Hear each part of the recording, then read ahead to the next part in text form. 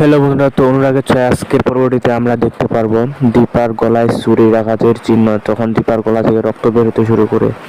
দীপা যখন হাসপাতালে উর্মিকে রক্ত দিতে যায়, তখন ডাক্তার দীপার কাছে যায় এবং বলে সব কিছু তাহলে ঠিকঠাকই রয়েছে।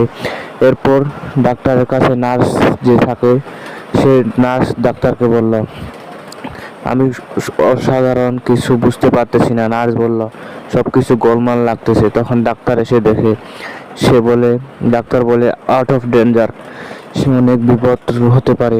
তখন ডাক্তার বাইরে যায় এবং ডাক্তার তখন সবাইকে বলে সে অনেক বিপজ্জনক অবস্থায় আছে এবং সবাই সেটা শুনে অবাক হয়ে যায়। এর পরের পর্বে কী হতে চলেছে সেটা দেখার জন্য আমাদের চ্যানেলটি অবশ্যই সাবস্ক্রাইব করে পাশে থাকুন।